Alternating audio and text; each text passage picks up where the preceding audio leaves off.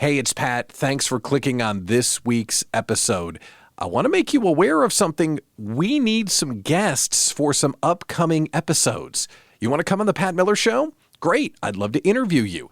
Tell us something that we don't know. Share something that's working right now. Celebrate a big win with us. All of those things can be done, but you have to decide that you want everyone to hear you.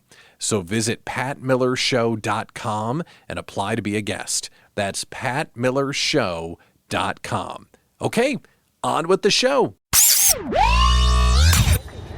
America's small business conversation is on the air. It's the Pat Miller Show. 1 hour exclusively for entrepreneurs. To work on your business, not in it. it's time to solve problems, Capture opportunities. and celebrate your wins. Powered by the Idea Collective small business community. This is the Pat Miller Show. Now your host, Pat Miller, the Idea Coach. Welcome to the Pat Miller Show, America's small business conversation, a 1 hour show to help you make more money and grow your business. We do that by bringing on really smart people and me that are going to teach you stuff to help you grow. On today's show, we're going to talk about how to be perceived as a teacher, not a teller. You see those folks, especially on LinkedIn, they're just telling you what to do and they come off like kind of, not great. If you want to be perceived as a teacher, not a teller, you want to hear my interview with Mel Rip and how she's working LinkedIn and how you can get better results. We'll also talk with Melissa Blair, who founded a company called Cultivating Sales, and she had outrageous success, but there was a problem. Now, could you imagine having success so big that there was a problem? But her success was so big, it turned into a problem. Why? They had to split the company in half. That's a really good problem to have, but it did result in problems. We'll talk with her about what she learned.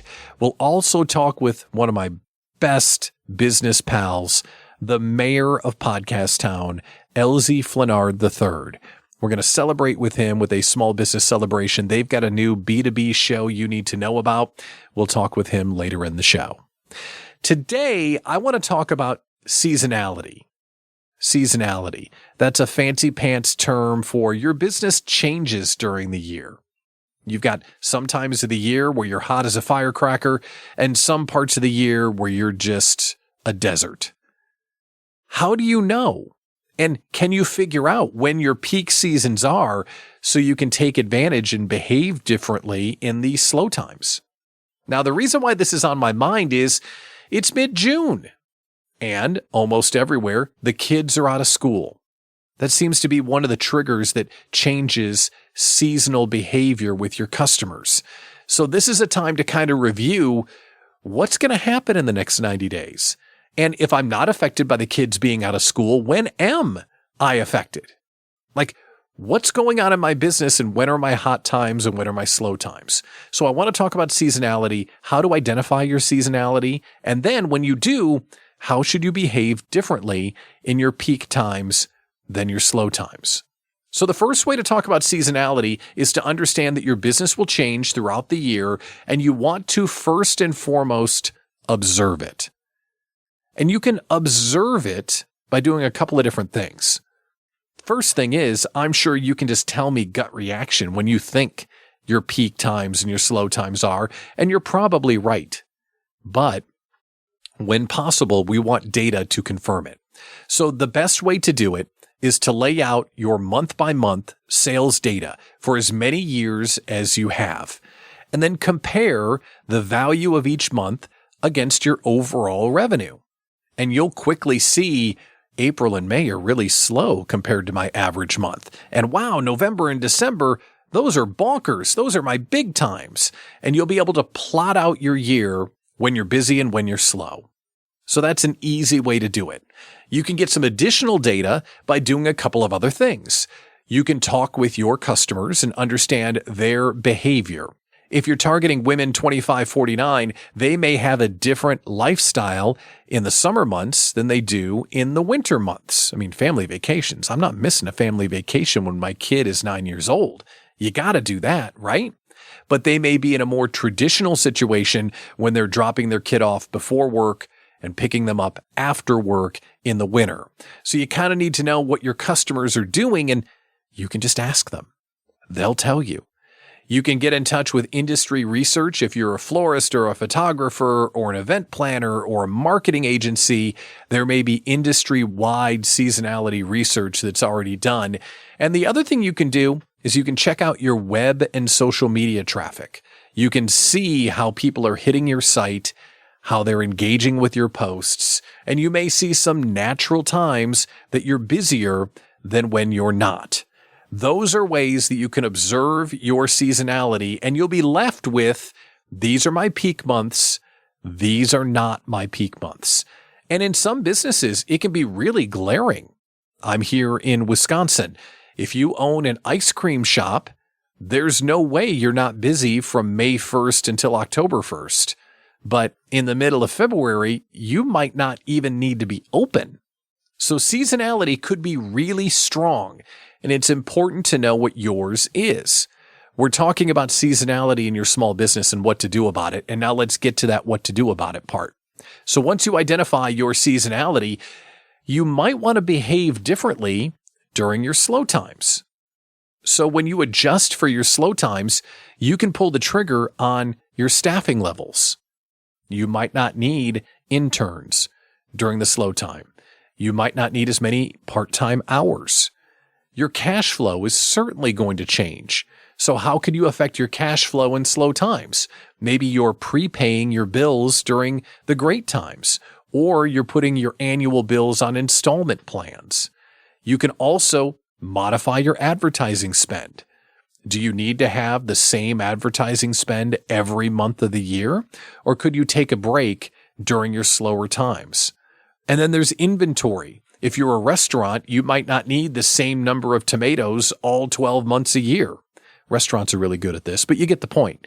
You can order different inventory levels, and all of these things will feed into a healthier cash flow even in the slower months.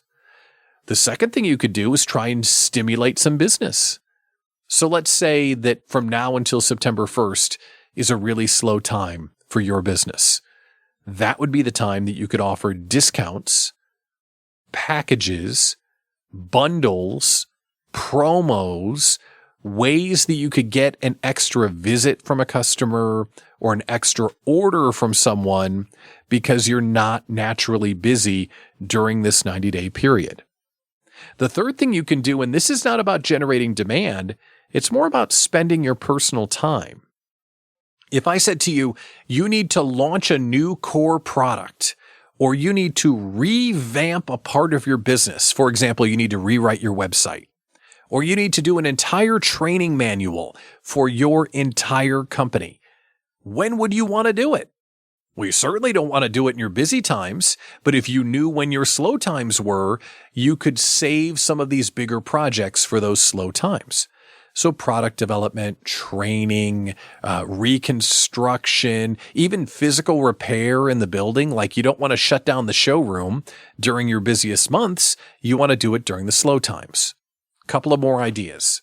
You may want to investigate level billing or monthly recurring revenue, like subscription plans with some of your clients. If you offered a monthly recurring bill that maybe lowered their bill during the peak times, but gave you a steadier income during the slower times, that could help you with cash flow. And instead of modifying your core service, you could also think about a new product that you could offer that has a monthly recurring invoice attached.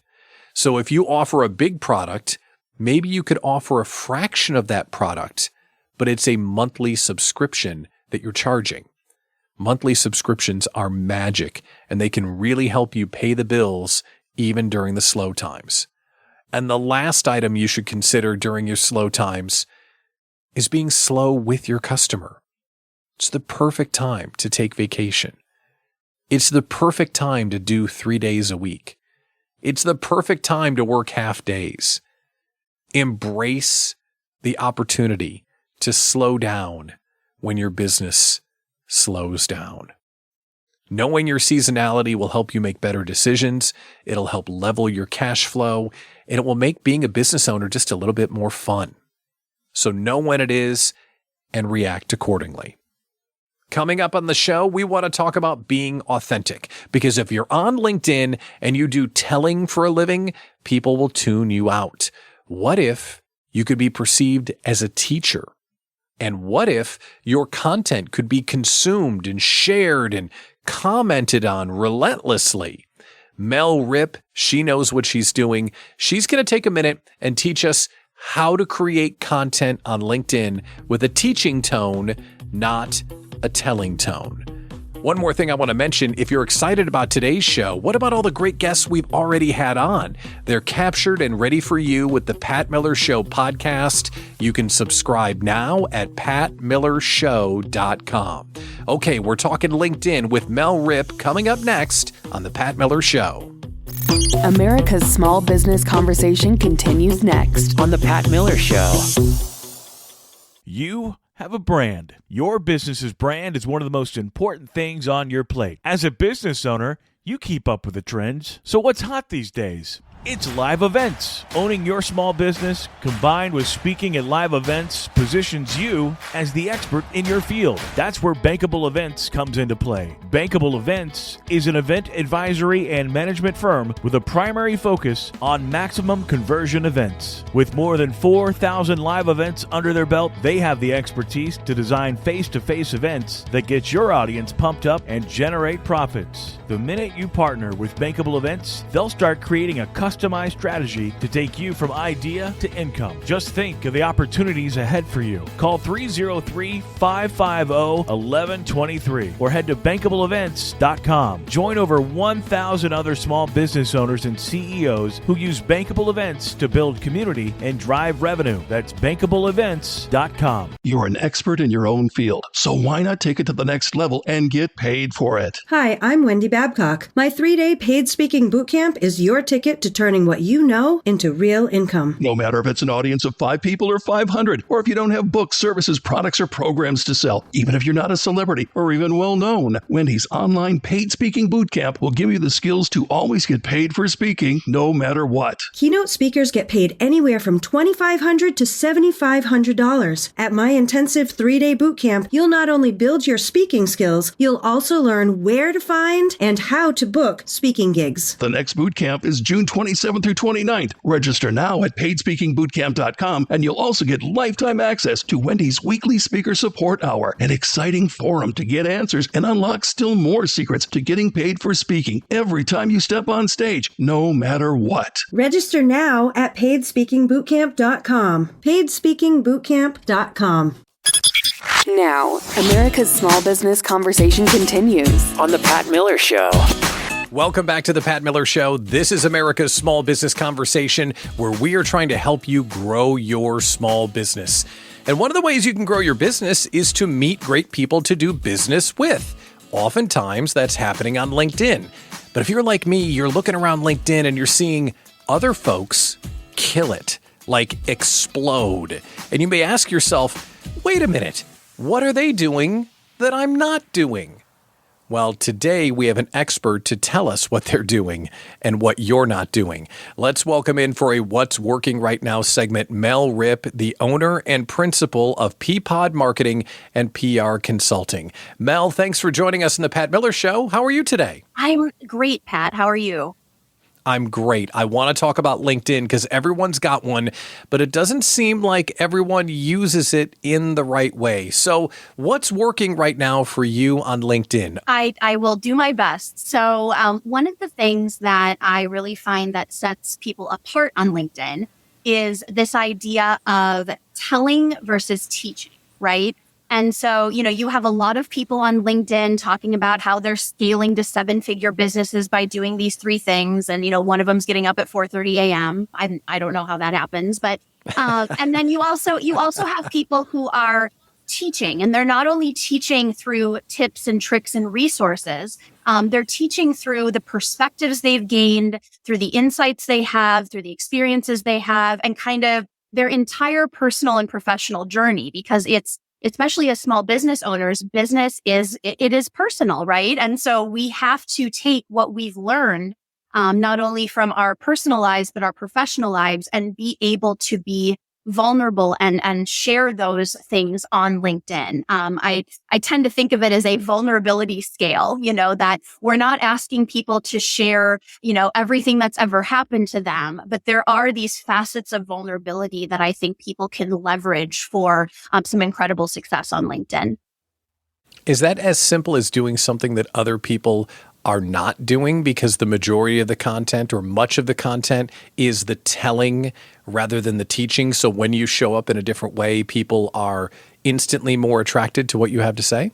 I think that's part of it. I mean, we've long said in small business marketing, and I've been a marketer for a couple decades now. And we also, we always say that people don't do business with companies, right? They do business with humans who may be a part of those companies.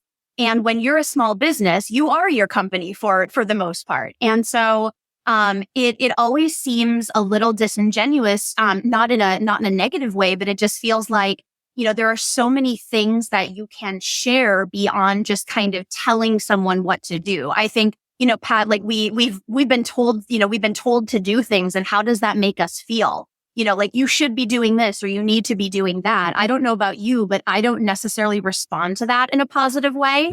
But if somebody switches that and they teach and they say, hey, here's what happened to me in this instance. It may not work for you. It may work for you, but here's my experience, and you can glean what you need to glean from it. I think that is a much more powerful marketing tool and a personal branding tool than someone who is just telling, ticking off these boxes of what somebody should be doing with their businesses.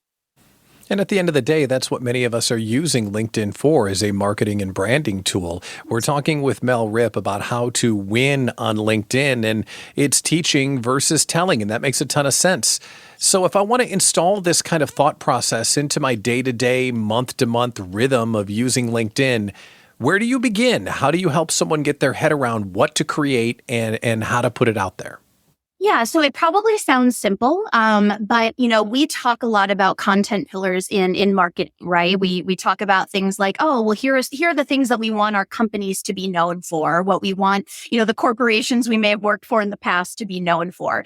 It's no different with you and your business. You really have to think about what are the topics, what are the themes that I really want to be vulnerable and authentic about. So, for example, I'm a ghostwriter for a living. I write thought leadership posts for people, right? But yes, I do talk about that, and I give some tips and tricks about that on LinkedIn, but I'm also a business owner. And so a lot of my authentic, vulnerable posts are about showing up as a business owner. I once wrote a post about, not getting paid by a client and kind of what that did to me psychologically, right? And yes, that may not get me a client, right? But it's definitely going to get me some engagement. And who knows, like a client may look at that post and go, I love how authentic she's being, and I would totally pay her on time. So, I mean, that's maybe not the best example, but there are pillars that I think that you can kind of, have a stake in the ground to be like, hey, these are the 4 or 5 things that I know better than anyone I know. And this is this is how I'm going to show up. From there, it's about cultivating, thoughtful questions that you literally ask yourself that roll up to those pillars. I've been in radio for decades, and way back in the day, before smartphones even, we were taught to do what they called show prep.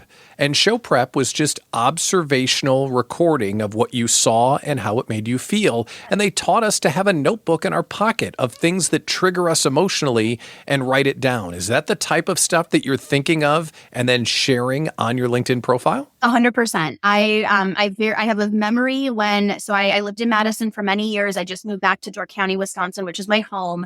I was taking a walk last year, and I just happened to have my phone, and I opened my notes app, and I was just writing a couple things about, seeing how it felt to be back in my hometown as a 41-year-old professional, right?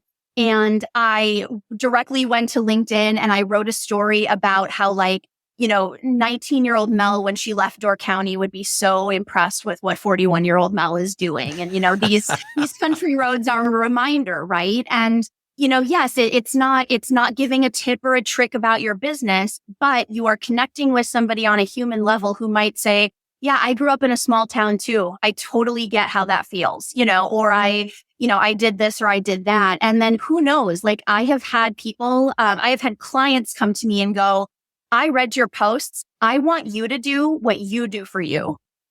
Which I think is fantastic. And so I think that there's a lot to learn there, is that even if you're not getting a ton of engagement, people are paying attention. Like just think about us as humans. We don't like or love every social media post we see, right? But it doesn't mean that people aren't listening.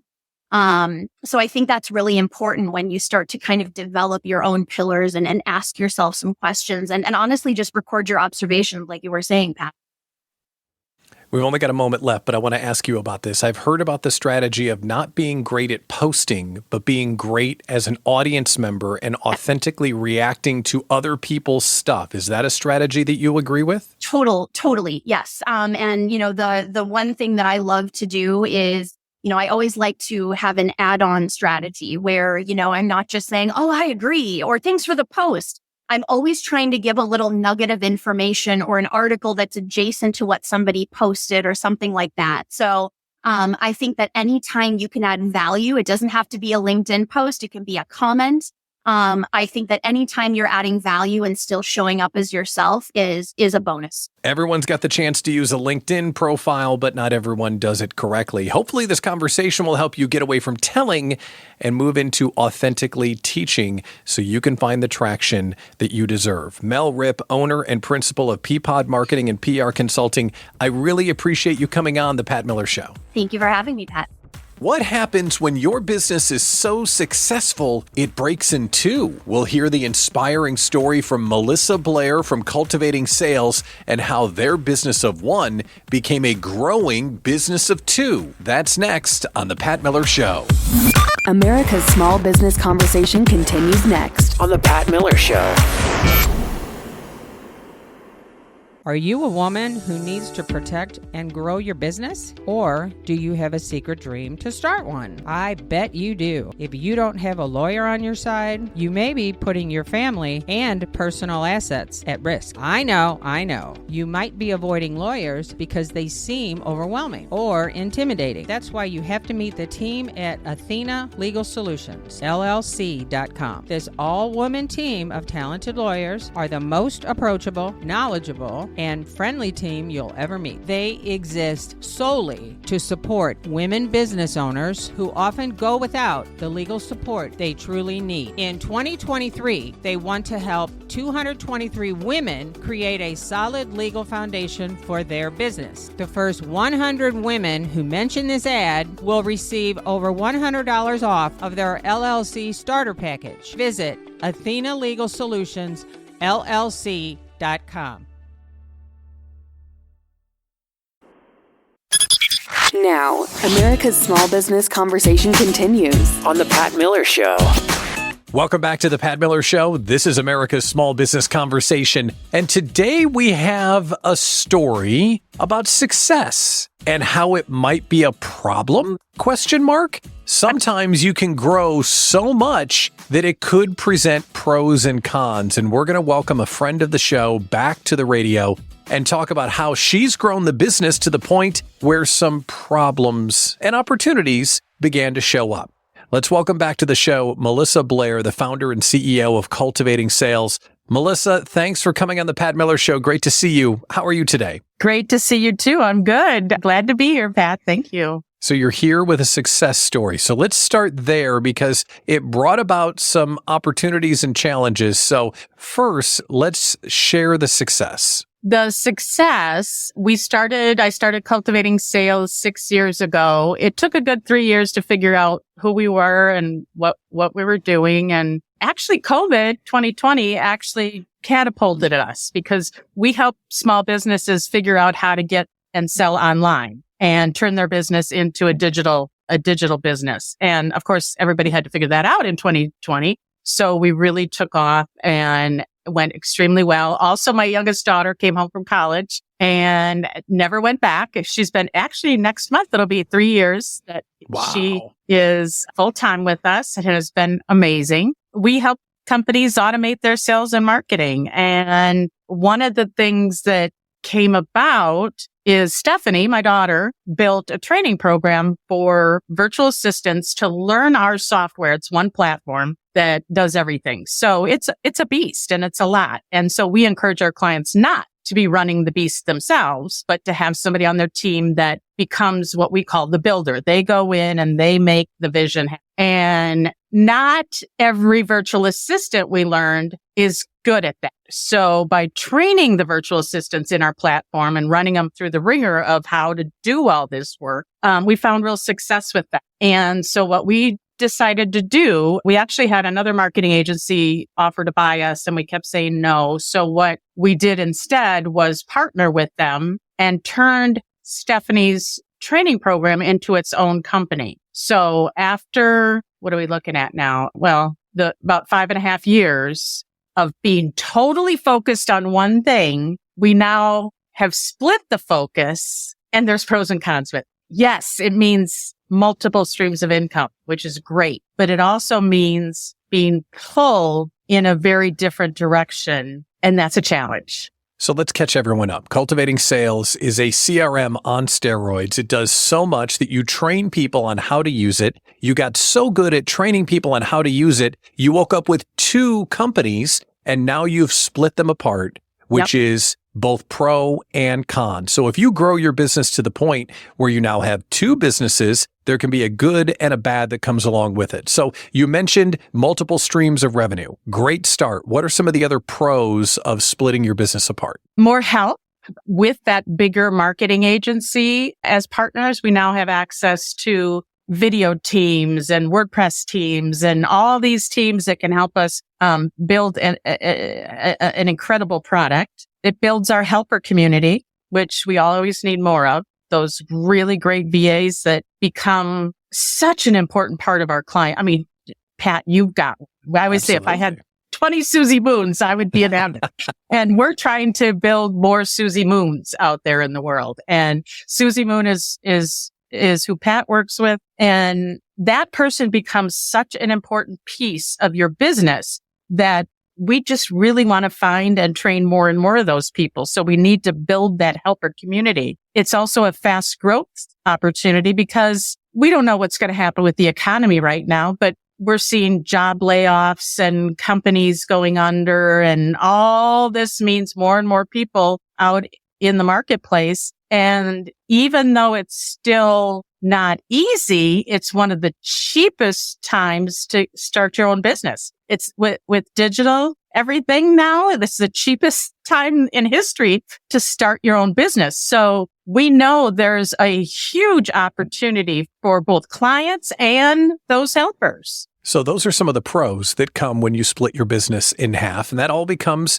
possible when you grow it to that point. But then there are perhaps the hidden downsides of making this happen. So once you split Cultivating Sales in half, what were some of the cons that showed up? A pro was we had more helpers. A con is I lost my builder, my helper, Stephanie. And I was saying to her today because we were working on something and I said, I miss you. You know, we're just so busy running that because she's now at 22 years old, she's the CEO of the second company. So she now has completely different responsibilities. And so that's a big shift for me. I've gotten very, very used to having her as my sidekick, and I've lost her for that. But I think the biggest thing is you and I are both fans of Michael McCallowitz. Mm-hmm. And one of the books, The Pumpkin Plan, I credit his book for getting us off the ground in the first place, because I'm one of those people that I can figure anything out. So therefore, I feel like I can take on a lot of different things. And reading his book and the whole, if you haven't read it yet, the whole concept is pick one pumpkin and grow that pumpkin before you do anything else. And so now working with a lot of clients, I see so many of them picking, I could do these 3 pumpkins or I could do these 4 pumpkins, and then they never get anything off the ground. So I've always said, well, when I'm ready, I can take on another pumpkin. We took on another pumpkin. It's a lot more challenging than I said it was to be, because that dead focus, it catapults you when everybody is clear on what it is you do, and including yourself, because if you try doing everything, it just doesn't work. We all know it doesn't work. And so that's been a challenge, is which pumpkin am I working on at what time? Where do we put the resources? How much do I put in versus how much do I put in over here? It's a challenge. So as someone that's gone through it, then you've seen a business grow, and then opportunity came to break it apart. If someone is experiencing the same kind of growth, and perhaps the idea of breaking it in half exists, before they do it, what advice would you give them now that you've lived it yourself? Be sure that it's the right time to do it. I don't regret it. Well, in a way, it's like it's another startup. So we have to go through all the automation again of getting everything automated, because anybody that's gone through the automation process knows that it gets uglier before it gets better. You go through a real challenge of taking everything that you do manually and automating it. And so starting from scratch again, we've got the first business all automated and everything just runs. But now we're back to doing it manually, which means it takes 3 times as long, if not more. And when you're a successful entrepreneur, to start over again, isn't that a totally different mindset to go back to zero? Yes. And what I'm learning about myself is I love the startup mode. I get bored when it's done. So I'm loving picking logos and doing, all that kind of stuff. Now we moved through it very quickly, because one thing we've learned is your logo, your colors, all that stuff doesn't matter until you start making money. You got to make money. Then you can worry about doing all the pretty stuff. So we just very quickly moved through all that. But I do love that. I love the startup. I love building something. So now going back to the old, what would the word be? It's up and running. It's solid. It's working. There isn't as much of a draw for me over as far as entertainment goes. Yeah. A lot of times on the show, we're talking about how to grow the business and what do you need to do to get to the next stage. It's not often that we stop and look at a business that's so successful. We have to talk about how to manage splitting it apart because it's doing so well. But hopefully this conversation will help you if that's something that you're facing, because there are pros and cons when you break up your original pumpkin into 2 pumpkins. Melissa Blair, founder and CEO of Cultivating Sales. Congratulations on the success, and thanks for coming on the Pat Miller Show. Thank you, Pat. I want to make sure that you know you're invited to the Small Business Event of the Year. Now, that's a big statement, the Small Business Event of the Year. But hey, I can't help it because it is kind of the Small Business Event of the Year. It's the Idea Collective Small Business Conference presented by Bank 59 that's happening here in Wisconsin in early November. Now, this event is worth flying in for because you will be brought into our mission of don't grow it alone in real time. Because when we get together for a 3-day event at a 4-star resort, you will walk out with new relationships and new ways to make money for your small business. During this 3-day conference, again, at this super beautiful resort, we're going to learn from killer keynote speakers like the business turnaround king, Marcus Lemonis, Megan Riley, that took her individual dance studio to a franchise all across the country and world that is so popular, she turned down Mark Cuban on Shark Tank. We will also talk with the Pat Miller Show favorite, Hallie Brooke from Live Nourish Coaching, about the relationship between wellness and business performance. Not to mention workshops, an AI session, and so much more. It's almost too much fun, and you need to check it out. Learn more at smallbizretreat.com. That's smallbizretreat.com. I'm telling you, it's the small business event of the year. You can't miss it. America's Small Business Conversation continues next on The Pat Miller Show. Developing your business is a journey, so make sure and bring along a trusted sidekick. As your business grows, Sidekick Accounting will be there. Sidekick Accounting's core services help take the confusion out of bookkeeping, tax preparation, and tax planning. Who's going to keep track of all those pesky receipts and invoices? Well, Sidekick Accounting has things covered as you grow your version of business success. So whether your small business is a side hustle or a conduit to freedom and owning your own business in time, get in touch with a trusted sidekick, Sidekick Accounting.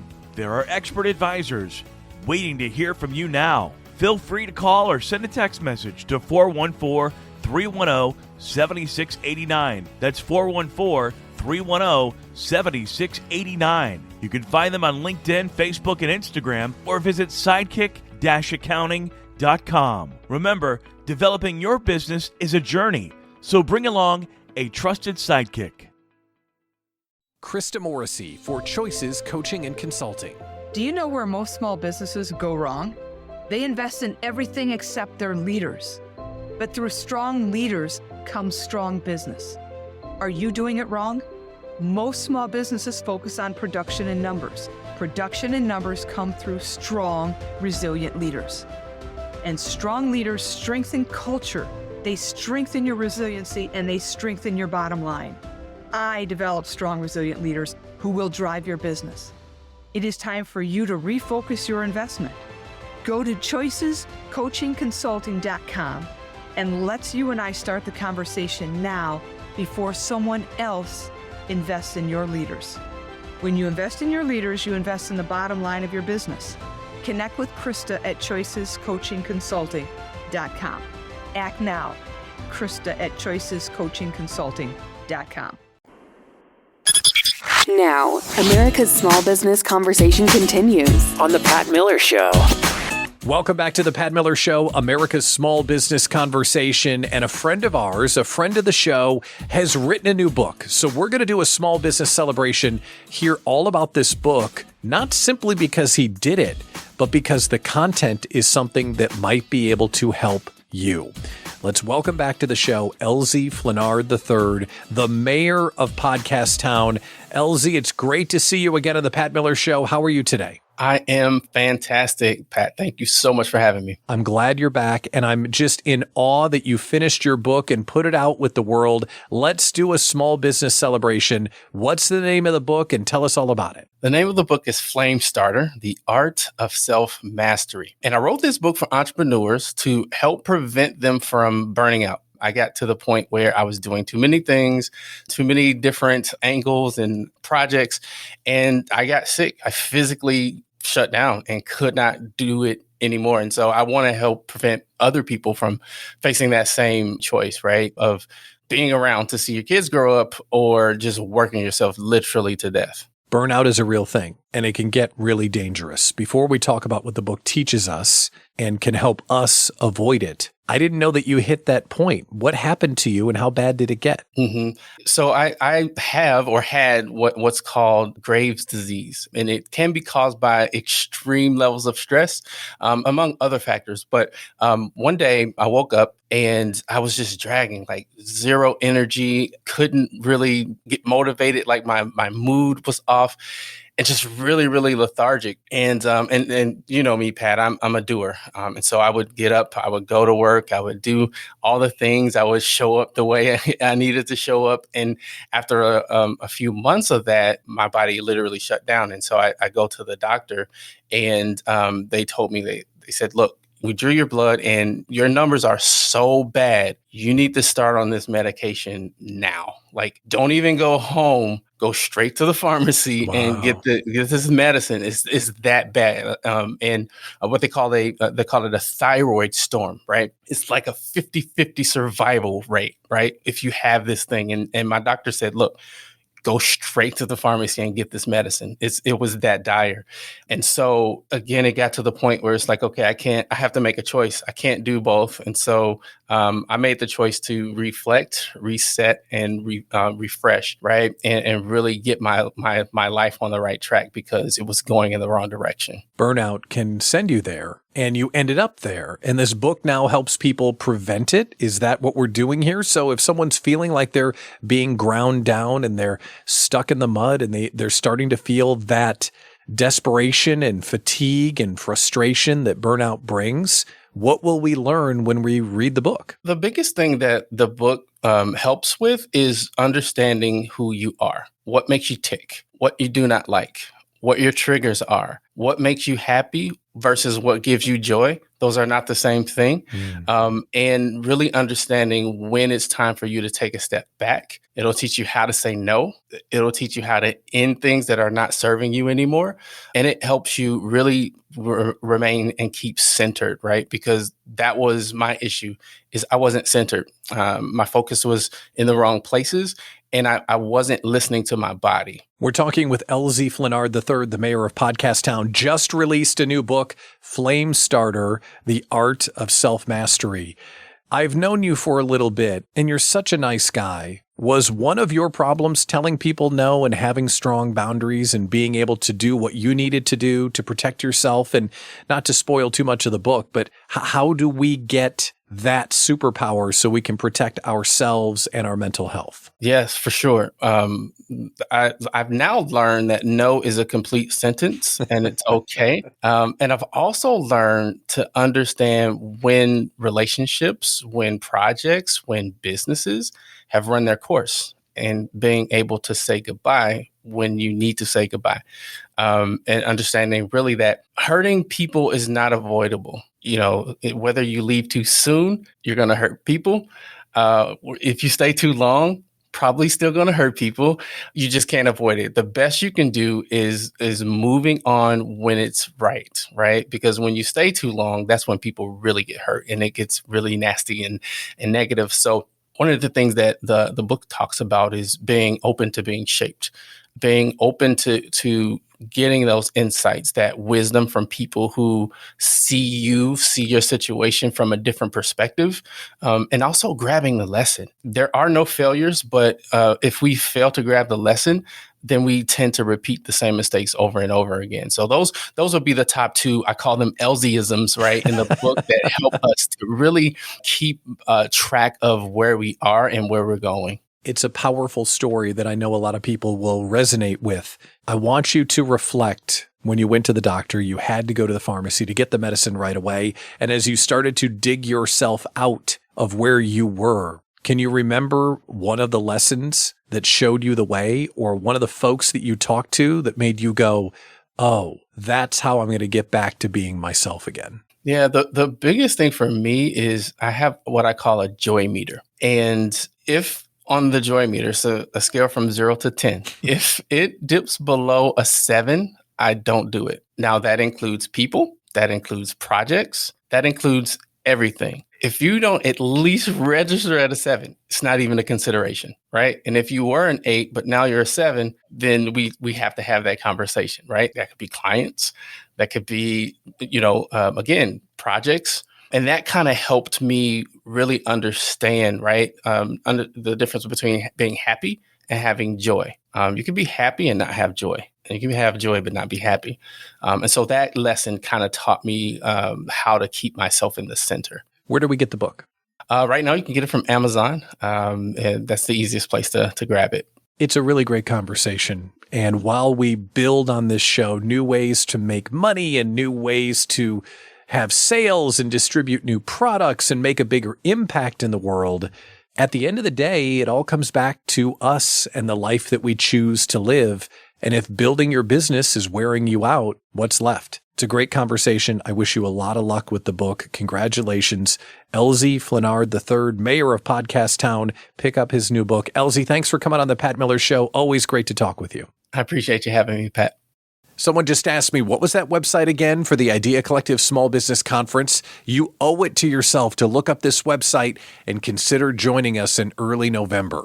It's the Idea Collective Small Business Conference presented by Bank 59. It's November 9th through the 11th in Lake Geneva, Wisconsin, which is a resort town between Chicago and Milwaukee. We're at a 4-star resort. I'm telling you, this is the small business event of the year.